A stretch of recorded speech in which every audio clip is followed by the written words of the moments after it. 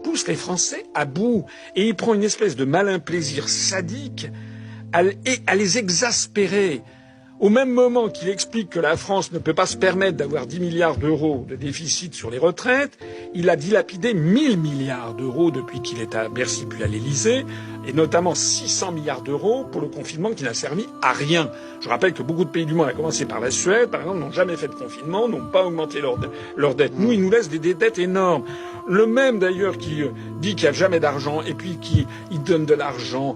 En veux-tu, en voilà, à des Ukrainiens. On a appris, vous avez vu, c'était hier, je crois, on a appris que c'est un oligarque ukrainien qui vient d'acheter la villa la plus chère de France, 200 millions d'euros, ce qui était vendu par la famille de Grand Marnier, l'Apostole, là, à Saint-Jean-Cap-Ferrat. C'est un des grands oligarques ukrainiens.